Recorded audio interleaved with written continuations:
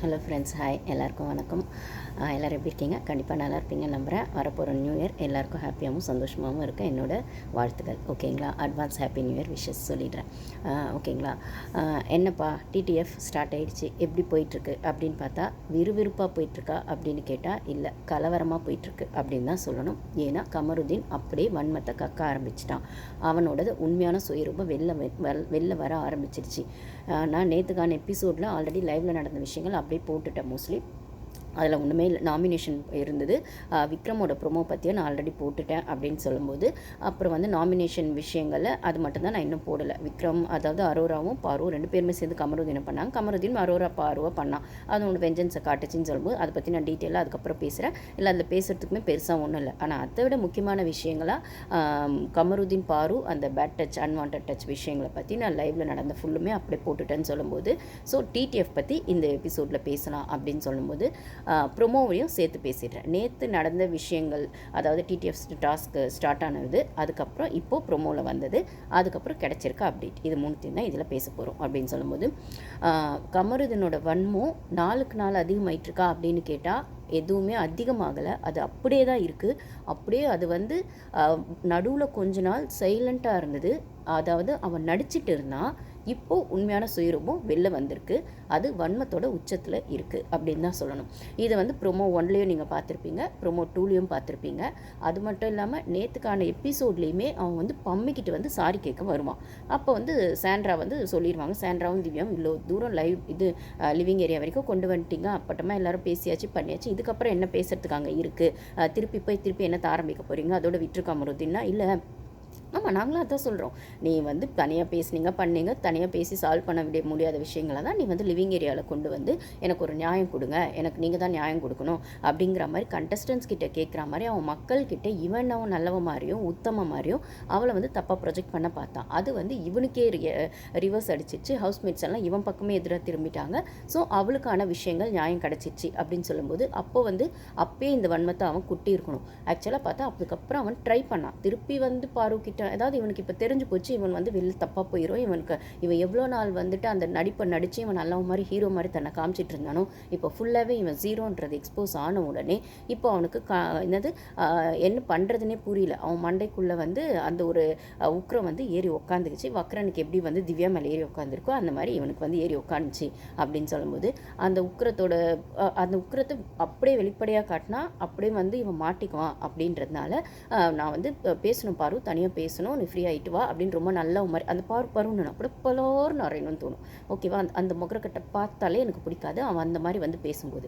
அப்படி வந்து பேசும்போது தான் அவள் வந்து சாண்ட்ராவும் திவ்யாவும் சொல்கிறான், இதுக்கு மேலே என்ன பேசுறதுக்கு இருக்குது, தனியாலாம் ஒன்றும் பேச தேவையில்ல, இதோட தான் சாரி கேட்டால சரி ஓகே அப்படின்ற மாதிரி பண்ணிடுறாங்க. அதுக்கப்புறம் சபரி வினோத்தும் கமருதீனும் லிவிங் ஏரியாவில் உட்காடுறாங்க. அதுக்கப்புறம் அந்த பாத்ரூம் ஏரியாவில் சபரி, சாண்ட்ரா, பாரு எல்லாருமா சேர்ந்து சபரி வந்து அதுக்கு இன்னொரு கொஞ்சம் க்ளோஷர் கொடுத்து, இல்லை இதுதான் அந்த விஷயங்கள், இதோட இதை விட்டுருங்கன்னு சொல்கிறா. சரின்னு போயிடறான். ஸோ இப்படி பொதுவில் பேசி எப்போ அது பொதுவுக்கு வந்துருச்சோ அப்போ பொதுவில் இருக்கவங்க சொல்கிற நியாயத்தை தானே நீ கேட்கணும். உன் பக்கம் நியாயம் இருக்க மாதிரி நீ எடுத்துகிட்டு வந்த.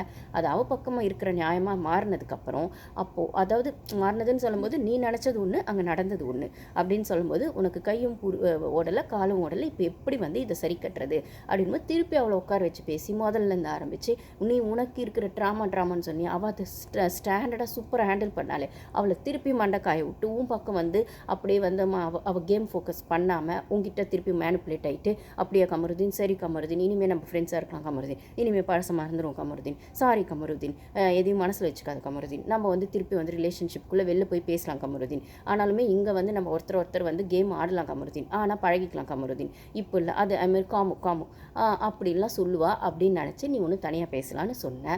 ஆனால் அவள் அதை இக்னோர் பண்ணது தான் உனக்கான ஸ்லிப்பர் ஷாட். அந்த ஸ்லிப்பர் ஷாட்டை உன்னால் தாங்க முடியல. அப்போது வினோதா தான் சொல்கிறான், வெளில போய் நீ இதோட கேம் ஃபோக்கஸ் பண்ணுற, ஏன்டா திருப்பி போய் பேசணும்னு சொல்கிற அப்படின்னு சொன்னாலுமே வினோத் பலார்னு அரைஞ்சு சொல்லணும். ஏன் வினோத் ஒய்ஃபே வந்து சொல்லிட்டு தானே போனாங்க, அவர் தப்பு செஞ்சாலும் நீங்கள் கேளுங்க, நீங்கள் தப்பு செஞ்சாலும் கேளுங்க, அதை உட்காந்து ஏன் தனியாக பேசுகிறீங்க, 4 பேர் முன்னாடியே பேசுங்க, பிளாஸ்மாலே பேசுங்க, ஒன்றும் தப்பு கிடையாதுன்னு அவங்க ஒய்ஃபே தைரியமாக சொல்லிட்டு போனாங்க. ஆனால் அந்த தைரியம் வினோத்துக்கு வரல. கமருதீனும் வந்து வினோத்து சொன்னால் தான் கேட்பான் அப்படி சொன்னாலுமே அவன் கேட்குற ஆள் கிடையாது. அதனால் ஓரளவுக்கு வினோத்து சொன்னால் கேட்பான் அப்படின்னு சொல்கிற இடத்துலையுமே அவன் செய்கிற அக்கிரமத்தை வினோத் ஒரு இடத்துல கூட தட்டி கேட்குற பலார்னு 2 அறையும் விடலை ஃப்ரெண்டை அப்படின்னு சொல்லும்போது, டிக்கெட் டு ஃபினாலியில் நேற்று வந்து இந்த விஷயங்கள் எபிசோட் முடியும் போது ஒருத்தர் அவுட் ஆகிடுறாங்க. சாண்ட்ரா தான் ஃபஸ்ட் அவுட் ஆகிறாங்க அப்படின்னும்போது இப்போ அந்த ப்ரோமோவில் அந்த செகண்ட் ப்ரோமோவில் சுபிக்ஷா அவுட் ஆகிருக்காங்க அப்படின்னு அது செகண்ட் ப்ரோமோவில் அந்த ஃபஸ்ட் ப்ரோமோ அந்த பால் வச்ச விஷயங்கள் பால் டாஸ்க்கு தானே வந்து ஃபஸ்ட் ப்ரோமோவும் செகண்ட் ப்ரோமோவும் வந்துச்சு. ஆனால் நேற்றுக்கான விஷயங்களில் சுபிக்ஷா தான் வின் பண்ணியிருக்காங்க. ஸோ சுபிக்ஷா வின் பண்ணியிருக்காங்க. அரோராவும் சுபிக்ஷாவும் லாஸ்ட் வரைக்கும் டஃப் கொடுத்துருக்காங்க. ஸோ யார் வந்து ஒவ்வொருத்தரை எவிக்ட் ஆகி ஒவ்வொருத்தராக வந்து அந்த டாஸ்க்லேருந்து வெளியில் போகிறாங்களோ அப்படி தான் அந்த பாயிண்ட்ஸ் வரும் போது ஃபஸ்ட்டு சாண்ட்ரா, அதுக்கப்புறம் விக்ரம், அப்படி சபரி எல்லாருமே வினோத் சபரி அப்படிலாம் ஒருத்தராக வந்துட்டாங்க. அப்போது ஃபிஃப்த்தாக வந்து பாரு வந்து எவிக்ட் ஆகிட்டாங்க. பாரு எவிக்ட் ஆகிட்டாங்க. பாரு வந்து அந்த கேம்லேருந்து எவிக்ட் ஆகிட்டாங்க. அந்த பர்டிகுலர் டாஸ்க்லேருந்து எவிக்ட் ஆகியிருக்காங்க. ஸோ அப்போது அவங்க வெளியேறினதும் ஆனால் அவங்க 5 பாயிண்ட்ஸோடு அவங்க வெளியே வந்திருக்காங்க அப்படின்னு சொல்லும்போது இந்த இடத்துல ரொம்ப டஃப் கொடுத்து அது ஈஸி கிடையாது, நிஜமாகவே டஃப் கொடுத்தாங்க. சுபிக்ஷா தான் வின் பண்ணியிருக்காங்க அப்படின்னு சொல்லும்போது இது அந்த டாஸ்க்குக்கான விஷயங்கள். அதில் ஒருத்தர் அட்டாக் பண்ணல, அவங்கவுங்களுக்கான பொட்டென்ஷியல் போட்டாங்க. ஓகே, இப்போ அந்த ப்ரோமோவில் அது வந்து அந்த பால் டாஸ்க்கு. ஸோ மொத்தமாக அந்த பேஸ்கெட்டில் பால் இருக்கும், பிளாக் இருக்கும், ஒயிட் இருக்கும், கோல்டன் இருக்கும் அப்படின்னு சொல்லும்போது கோல்டன் இருக்கவங்களுக்கு எக்ஸ்ட்ரா பாயிண்ட்ஸும், பிளாக் இருக்கவங்க அந்த கேம் விட்டு எவிக்ட் ஆகிடணும். அதுக்கப்புறம் வந்துட்டு யார் எவ்வளோ பால்ஸ் அந்த பால்ஸ் மற்றவங்க கலெக்ட் பண்ணி வச்சுருக்க பால்ஸை கூட எடுத்துக்கலாம், அதாவது எடுத்துகிட்டு வந்து விளையாடலாம் அப்படிங்கிற மாதிரிலாம் அந்த ரூல்ஸ் பேசுகிறாங்கன்னு சொல்லும்போது மற்ற எல்லாரையும் விட்டுட்டு கமருதீன் திருப்பி பார்வை தான் அட்டாக் பண்ணுறான். ஸோ அந்த இடத்துல சுபிக்ஷா அரோரா சண்டை போடுறத பார்க்க முடியுது. அப்புறம் வந்து கமருதீன் விக்ரம் சண்டை போடுறது. வினோத்து கூட ஏன் பண்ணி உன் ஃப்ரெண்டு இதை போய் எடுக்க வேண்டியது தானே, அவ்வளோ நியாயம் பேசுவேன் நீ தான். உன் ஃப்ரெண்ட் எப்பா ஒரு நல்ல ஃப்ரெண்ட்ஷிப்னா டஃப் கொடுக்குறவன் தானே நல்ல ஃப்ரெண்டு. ஹெல்த்தியாக இருக்கணும்னு அந்த காம்படிஷனே ஃபேவரட்டிசம் வருதாங்க. அப்போ வந்து உன் ஃப்ரெண்டு இது போய் எடுக்காமல் நீ எதுக்கு பாரு இது போய் எடுத்த? சரி விக்ரம் இது போய் எடுக்க வேண்டியது தானே, விக்ரம் நீ எடுக்க மாட்டேற. அப்போ கமருதீனும் அவளை அட்டாக் பண்ணுறான், விக்ரமும் இவன் வினோத்தும் அவளை அட்டாக் பண்ணுறான். நீங்களாம் ஆம்பளைங்க தானே, ரொம்ப டஃப் கொடுத்து ஆடக்கூடிய பொட்டென்ஷியல் டாஸ்க் உங்களுக்கு வந்துட்டு டிக்கெட் டு ஃபினாலே வந்து நீங்கள் வின் பண்ணணும்னு தானே அந்த பிக் பாஸ் வந்து இவ்வளோ நாளாக ஃபிசிக்கல் டாஸ்க்கே வைக்காமல் இப்போ வந்து ஃபிசிக்கல் டாஸ்க் எதுக்கு வைக்கிறதுனா டிக்கெட் டு ஃபினாலே இந்த 4 ஆம்பளை சிங்கங்களில் எதையோ ஒன்று தான் டிக்கெட் டு ஃபினாலேக்கு தள்ளிடணும். யார் முதல் லிஸ்ட் அவங்க லிஸ்ட்டில் கமருதீன், அடுத்தது வினோத், அதுக்கப்புறம் விக்ரம், சபரி லீஸ்ட் ஆப்ஷன், இல்லை Vikram or Sabari equal position. இந்த 4 ஆம்பளைங்களில் யார் ஒருத்தங்களை ஆம்பளை சிங்கமாக காமிச்சு டிக்கெட் டு ஃபினாலே நீங்கள் கொடுக்க போகிறீங்க. இதுதான் நடக்க போகுது. ஓகேவா? ஆப்வியஸாக இது பாருக்கெலாம் நீங்கள் கொடுக்க போகிறதில்ல. ஆனால் அவள் ஓட்டில் வந்து டாப் 3ல் நிற்பா அப்படின்னு பாரு ஃபேன்ஸ் நாங்கள் நம்புகிறோம். அந்த ஒரு அவங்க அப்பாவோட பிளெஸ்ஸிங்ஸ் அவளுக்கு கிடச்சி அவள் டாப் 3ல் வந்து நிற்பான்னு நாங்கள் நம்புகிறோம். அவ்வளோதான். ஓகேவா? ஆப்வியஸாக நீங்கள் வந்து பாருக்கு அதை கொடுக்குற மாதிரி எந்த டாஸ்க்கும் கொடுக்க போகிறதில்ல. அவளுக்கான கம்ஃபர்டபுள் ஜோன்லேயும் எந்த டாஸ்க்கும் பண்ண மாட்டீங்க. ஆனால் நீங்கள் ஃபஸ்ட்டு டாஸ்க்கு வச்சதே அந்த பிடிச்சி நிற்கிற டாஸ்க்கு கமருதீனுக்கான டாஸ்க்கு தான். அதில் எப்படியே தப்பி தவறி சுபிக்ஷா வின் பண்ணிட்டா. ஏன் அப்படின்னு நான் சொல்கிறேன்னு பார்த்தா அவன் ஒரு பாக்ஸர். அவனால் அந்த அதுக்கு வந்து கால் பவரும் கை பவரும் ஸ்ட்ராங்காக இருக்கணும் ஒன்று. இன்னொன்று அவள் வந்து ஷூ போடலை பாரு. அவள் எப்பயுமே அந்த தப்பை தான் செய்வாள். ப்ளஸ் வந்து அந்த க்ரிப்பு இருக்காதுன்னு நினச்சி அவள் ஒன்று பண்ணுறான். க்ரிப்பு எவ்வளோ நேரத்துக்கு அப்படிங்கிறது அந்த க்ரிப்பை பொறுத்ததுன்னு சொல்லும்போது இப்போ க்ரிப்பு இங்கே முக்கியம் இல்லை, அங்கே நிற்கிற அந்த பொசிஷன் தான் முக்கியம் அப்படின்னு சொல்லும்போது ஓடும்போது க்ரிப்பு இருக்காதுன்றது கூட ஓகே. பட் ஆனால் இங்கே ரொம்ப நேரம் ஒரே பொசிஷனில் நிற்கும் போது அந்த நர்வ்ஸோ மசில்ஸோ அதுக்கான பொட்டென்ஷியலாக நீங்கள் ஒரு எக்ஸசைஸ் பண்ணுறவங்களா இருந்தால் ஜிம் பாடியாக இருந்தால் அது ஓரளவுக்கு பொட்டென்ஷியலாக இருக்கும். பட் ஆனால் நீங்கள் நார்மலாக இருக்கிறத ரொட்டீனாக சும்மா போயிருக்க அந்த எக்ஸசைஸ் கூட அவள் இங்கே தான் பண்ணுறா போல இருக்குது, பிக் பாஸில் வந்து தான். அப்படி இருக்கும்போது ஆல்ரெடி அவங்களுக்கு வெரிகோஸ் இருக்குதுன்னு சொல்லும்போது நீங்கள் ஷூ போட்டு நின்று இருந்தால் இன்னும் கொஞ்சம் அது மைலேஜ் கொடுத்துருக்கும் ரொம்ப நேரம் நிற்கிறதுக்கு. ஸோ கேமராவும் அவங்க காலை தான் ஃபோக்கஸ் பண்ணி காட்டுது. அவங்க ஷூ போடலன்றதோ இல்லை நிற்க முடியாமல் ரொம்ப கஷ்டப்பட்டு நிற்கிறாங்கன்றதும் அதுலேயுமே அவர் டஃப் கொடுத்து 5th பிளேஸ் வந்தான். ஆனால் கமருதீன் பாக்ஸராக இருக்க பட்சத்தில் அவனுக்கு காலுக்கான பொட்டென்ஷியலும் இருக்கும், கைக்கான பொட்டென்ஷியலும் இருக்கும். அப்போது அந்த ஒரு பாடி பில்டர்ன்ற மாதிரி தான் அவன் சீன் போட்டுட்டு டெய்லி எக்ஸசைஸ் பண்ணி பொண்ணுங்களை அதை வச்சு மயக்கிடலாம் நினச்சிருக்கான் 6 பேக்ஸை வச்சுக்கிட்டு. அப்படி இருக்கிற பட்சத்தில் அவனுக்கு அது வந்து அல்வா சாப்பிட்ற மாதிரி அவன் அதை பண்ணுவான். ஆனால் இந்த இடத்துல சபரி இதை எப்படி வந்தான்னு தான் எனக்கு தெரியல. சபரி டஃப் கொடுப்பான்னு நினச்சா வேறு எந்த ஆம்பளையுமே அவனுக்கு டஃப் கொடுக்கல கமருதீனுக்கு. சுபிக்ஷா அரோரா தான் கொடுத்தாங்க அப்படின்னு சொல்லும்போது என் பாரு திவ்யா எல்லோரும் கொடுத்தாங்கன்னு சொல்லும்போது மற்ற 4 ஆம்பளைங்களும் எவிக்ட் ஆகி போடுறது அது புரியல. அது என்ன வேணும்னே விட்டுட்டானுங்களா? வினோத் வந்து ஃப்ரெண்டுக்காக விட்டுட்டான், இல்லை சபரி வந்து சுபிக்ஷாக்காக அரோராக்காக விட்டுட்டான், விக்ரம் வந்து சுபிக்ஷாக்காக விட்டுட்டான் அப்படின்ற மாதிரி கூட இருக்குமோ அப்படின்னு எனக்கு தோணுது. ஏன்னா இது விக்ரம் கூட சரி ஓகே ரொம்ப நேரம் நிற்க முடியாது, ஏன்னா அவனுக்கான அந்த ஒரு பாடி ஷேமிங் நான் சொல்லலை கைஸ், பொதுவாக சொல்கிறேன். ஸோ நிற்க முடியாது அப்படிங்கிறது இருக்கலாம். ஆனால் சபரி எப்படி விட்டா, வினோத் எப்படி விட்டா அப்படிங்கிறது எனக்கு ஒரு பெரிய கொஸ்டின் மார்க்காக இருக்குது. அது ஒரு பக்கம் இருக்கட்டும். ஸோ ஃபஸ்ட்டு டாஸ்க்கே இவங்க கமருதீனுக்கான அந்த பாயிண்ட்ஸ்க்கு தான் கொடுத்தாங்க. அது வந்து சுபிக்ஷா எடுத்துகிட்டு போயிட்டா, அவள் தான் வின் பண்ணிட்டா. ஓகேவா? அப்புறம் டஃப் ரொம்ப நேரம் வரைக்கும் சுபிக்ஷா அரோரா அதை பிடிச்சிட்டு இருந்ததுக்கு அவங்களுக்கு ஒரு அப்ரிசியேஷன் கொடுத்தே தான் ஆகணும். கேர்ள்ஸ் அந்த டஃப்பை நல்லாவே கொடுத்தாங்க. பாருவும் கொடுத்தா திவ்யாவும் கொடுத்தான்னு சொல்லும்போது கமருதீனுக்கு ஈக்குவலாக கொடுத்தது பெரிய விஷயம் அப்படின்னு சொல்லலாம். ஒன்று. ரெண்டாவது டாஸ்க்கு இந்த பால் டாஸ்க். இந்த பால் டாஸ்க் நான் சொன்ன மாதிரி அந்த கோல்டன் பாலும் அந்த பிளாக் பாலும் தான் மெயின். பிளாக் பால் இருக்கவங்க வெளில போயிடுவாங்க, கோல்டன் பால் இருக்கவங்க பாயிண்ட்ஸ் வரும்னு நினைக்கிறேன். ஏன்னா 2 கோல்டன் பால் வச்சுருக்காங்க. சப்போஸ் ஒன்று யார்கிட்ட அதில் ஒன்று தான் பாரு கிட்ட இருந்திருக்கு போல். சாண்ட்ராக்கும் வந்துட்டு மாறி மாறி வந்திருக்கு. ஏன்னா ஒருத்தர் எடுத்துக்கலான்னு சொல்லியிருக்காங்க இல்லைங்களா ரூல்ஸில். எப்படியோ சாண்ட்ரா தான் அதில் வின் பண்ணியிருக்காங்க. ஆனால் சாண்ட்ரா வின் பண்ணாலுமே யார் வின் பண்ணாலும் பண்ணலாம், பாரு மட்டும் வின் பண்ணக்கூடாது, டிக்கெட் ஃபினாலே அவளுக்கு கிடைக்கக்கூடாதுன்னு ஒரு வன்மத்தில் ஒரு மிருகம் அங்கே ஆடிட்டு இருக்குல்ல. அது வந்து வீக்கெண்ட்லேயும் அதை தானே அப்படியே சொல்லிச்சு, டிக்கெட் ஃபினாலே கிடைக்கக்கூடாது. ஏன்டா நீ ஒருத்தைய உண்மையாக லவ் பண்ணியிருக்க அப்படின்னு சொன்னால், நீ நிஜமாகவே அவளை வெளில போய் கல்யாணம் பண்ணிக்க போகிறேன்னு சொன்னால் அவகிட்ட என்ன கேட்ட, ஐ ஆஸ்க்ட் ஹர் ஃபார் எ கிஸ்ன்னு சொன்னல. எந்த தைரியத்தில் நீ கேட்ட? இன்றைக்கி வந்து பேட் டச்சுக்கும் அப்படி புலம்புற, லைஃப் இருக்குது, வெளில கரியர் இருக்குது அப்படின்னு சொல்லி கேட்டது நீ தானடா வேண? அவள் கையில் எழுதி காமிச்சது நீ தானடா வேண? நீ கேப்டன்சி வின் பண்ணனே அவளை ஹக் பண்ணி கிஸ் பண்ணது நீ தானடா வேண? எல்லாம் பண்ணது நீ தானடா. அப்புறம் வந்துட்டு இப்போ வந்து புலம்புற, நீ ஒன்றுமே பண்ணாத மாதிரி நல்லவன் மாதிரி. அப்படி இருக்கிற பட்சத்தில் இப்போ வந்து அவள் தெளிவாயிட்டா, அவள் கேம் ஃபோக்கஸ் பண்ணணுன்னு ஆடுறா, இல்லைனா அவள் கேமராக திருப்பி பழைய மாதிரி மாறிட்டா, நீ மேனிப்புலேட் பண்ணுற அந்த இடத்துலேருந்து அவள் வந்து விலகி போயிட்டா, இல்லை புத்திசாலியாக அவள் அந்த விஷயங்களை நீ பண்ண விஷயங்களை புரிஞ்சுக்கிட்டானா, அவங்க அப்பா கடவுளாக இருந்து அவளுக்கு துணையாக இருந்து அவள் புத்தியில் நல்ல புத்தியை கொடுத்துருக்காரு அப்படின்னு சொல்லும் போது அந்த புத்தி உன் குறுக்கு புத்திக்கு உறுத்துது. ரைட்டா? அதனால் எப்படியாவது அவளை மல்லு கட்டி இத்தனை பேர் கேமில் இருந்தாலும் நீ அவளே போய் அட்டாக் பண்ணுற. நீ ஆம்பளை தானே, பாக்ஸர் தானே, உனக்கு தைரியம் இருக்குது தானே, நீ நல்லவன் நியாயன்றலாம் நான் பேசலை. ஆனால் நீ எப்பயுமே சொல்லிட்டு இருக்க வந்துட்டு உனக்கு வந்து ஜிம் பவர் இருக்குது, எக்ஸசைஸ் பாடி இருக்குது, எல்லாம் போய் ஒரு பொண்ணுக்கிட்ட வீரத்தை காட்டுவேன். அந்த கேப்டன்சி டாஸ்க்ல நீ அவ்வளோதான் அட்டாக் பண்ண. என்ன அப்போ சிரிச்சுக்கிட்டே அட்டாக் பண்ண. அப்போ அந்த பொண்ணு அதை எமோஷனல்குள்ளே உங்ககிட்ட லாக்கே இருந்ததுனால பெருசு படுத்தலை. இப்போ அவள் கேமர் பார்வா திரும்பி வந்திருக்கா. இப்போ நீ சீரியஸாக அட்டாக் பண்ணுற.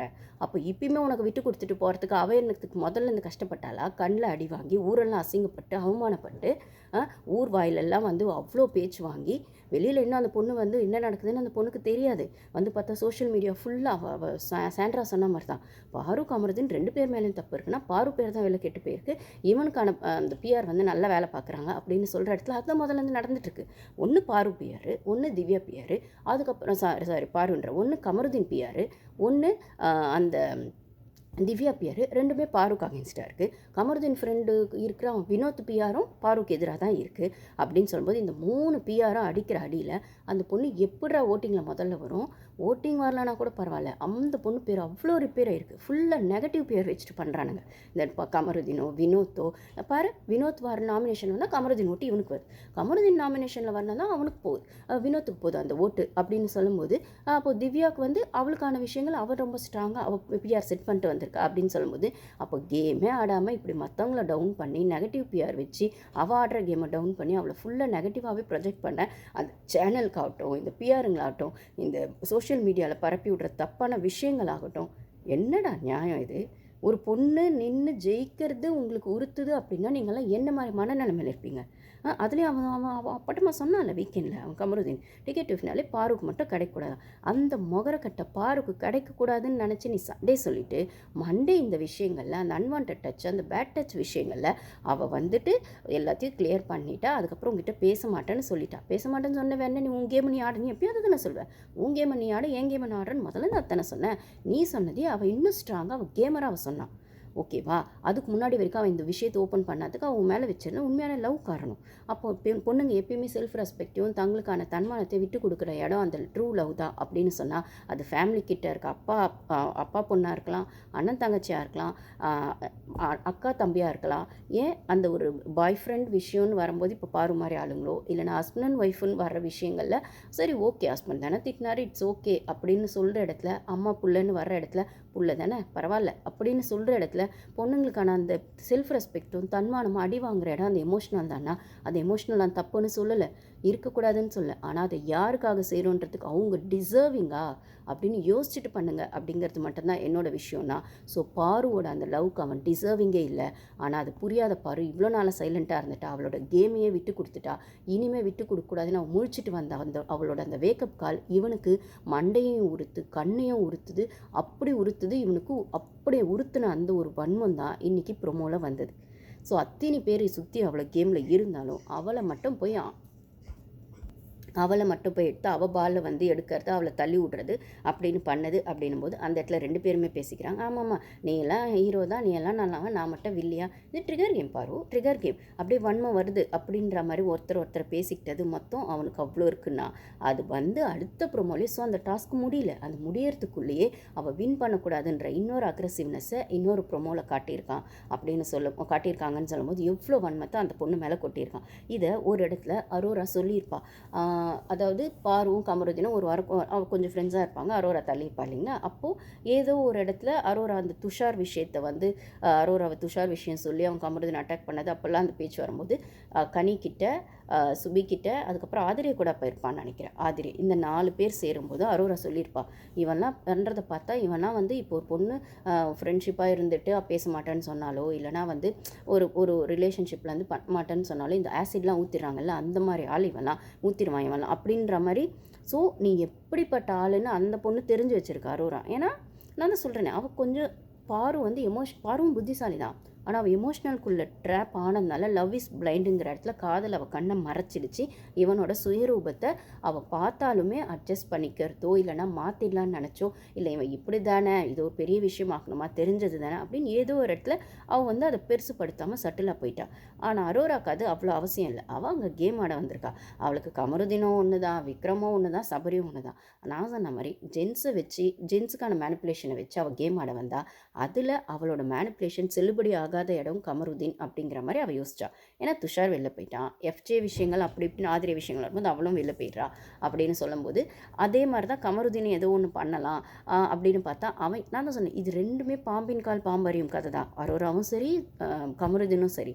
இதில் ஏமாந்தது பல்ப் வாங்கினது பாரு தான் அப்படின்னு சொல்லும்போது நல்லாவே வந்து கமருதீனை பற்றி அரோராக்கு தெரிஞ்சதுனால தான் இவங்கிட்ட நம்ம மண்டையை கழுவி அவங்ககிட்ட வந்து நம்ம எதிர்பார்க்குற அந்த கேமெல்லாம் ஒன்றும் பண்ண முடியாது, கொஞ்சம் ஏமாந்தான் இவன் நம்ம பக்கமே திரும்பிடுவான், வண்டி நம்மளுக்கு ரிவர்ஸ் அடிக்கும் அப்படின்ற பட்சத்தில் அவள் தள்ளி போயிட்டாலே தவிர வேணும்னே அவள் பாருக்காக விட்டு கொடுத்தோ இல்லைனா கமருதீன் ஃப்ரெண்ட்ஷிப் வந்து பாருக்காக பண்ணுற மாதிரி பேசுகிறதுலாம் கிடையாது. என்றைக்கு இருந்தாலும் இந்த வண்டி தன் பக்கமே ரிவர்ஸ் அடிக்கும், தனக்கு எதிராக திரும்பும் அப்படின்னு தெரிஞ்சு தான் அவள் தள்ளி போயிட்டா. அவளோட சேஃப் ஜோனுக்காக அவளோடது கேம் பாதிக்கப்படக்கூடாது. ஏன்னா இவன் திருப்பி போய் துஷார் விஷயங்களோ அவளை இவன் எக்ஸ்போஸ் பண்ணால் 2 பேரும் முட்டிக்கிட்டா. அதுதான் நடந்தது பாரு விஷயத்தில். ஆப்வியஸாக அவளுக்கு பொசசிவ்னஸ் வரணும்னு 2 பேரும் பிளான் பண்ணி செஞ்சாங்க. ஆனால் அதுக்கப்புறம் அரோரா மட்டும்தான் செய்ய சொன்னான், எனக்கும் அதுக்கு சம்மந்தம் இல்லைன்னு இவன் சொன்னான். நாமினேஷன் பண்ணும்போது வந்துட்டு ஒருத்தர் மாற்றி காரணம் சொல்லிட்டாலும் அந்த லவ் பண்ணல, என்கிட்ட வந்து கமருதீன் வந்து லவ் பண்ணுறேன்னு சொல்லவே இல்லை அப்படின்னா அப்போ வந்து கேட்குறாள் பாரு என்ன சொன்னாங்கன்னா அவன் இசட் நோ அப்படின்னு சொல்கிறா அரோரா. ஆமாம் அப்படி தான் சொன்ன, இவனும் ஒத்துக்கிறான். அப்போது நீ இந்த பக்கமும் வண்டி ஓட்டியிருக்க, அந்த பக்கமும் வண்டி ஓட்டியிருக்க. இல்லை அரோரா நல்லவன் நான் சொல்ல வரல. ஆனால் பாருவை விடவும் அரோரா அவனை கமருதீனை நல்லா ஜட்ஜ் பண்ணியிருக்கா. ஏன்னா அவளும் அதே மாதிரி கேரக்டர் தான். இதை நான் ஃபஸ்ட்லேருந்து என் வீடியோஸில் சொல்லிகிட்டே இருப்பேன். ஸோ இந்த இடத்துல ட்ரூ லவ்ங்கிற இடத்துல பாரு லாக் ஆனதுனால இவனோடது இன்னொரு சுயரூபத்தை தெரிஞ்சுமே அதை பெருசாக்கலை. ஆனால் இவ தெரிஞ்ச உடனே சட்டுன்னு தள்ளி வந்துட்டா அரோரா. இப்போ இன்றைக்கான ப்ரொமோவில் கூட பாருவம் அவ்வளோ அட்டாக் பண்ணும்போது அந்த இடத்துல அரோராவும் இருக்கா. சபரியும் கேட்குறான், என்னடா கேம் ஆடுற நீ அப்படின்னு கேட்குறான்.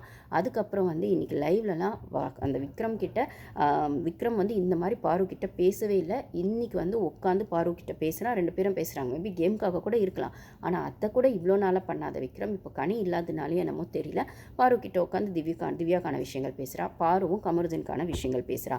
2 பேரும் ஒருத்தர் மனசை விட்டு பேசிக்கிறாங்க. ஸோ ஆனால் இதில் விக்ரம் வந்து ரொம்ப நியாயமாக நடந்துக்குவானா, அவன் கேம் பெர்ஸ்பெக்டிவ்காக ஒன்று பண்ணுவான். அதாவது திவ்யாவை எதுக்கிறதுக்கு நான் ஆல்ரெடி சொன்ன மாதிரி விக்ரம் பல்லு பிடுங்கன்னு பாம்பாயிட்டான். இப்போ கனி சப்போர்ட் அவனுக்கு கிடைக்காது, சபரி சப்போர்ட் கிடைக்குமான்னு தெரியாது.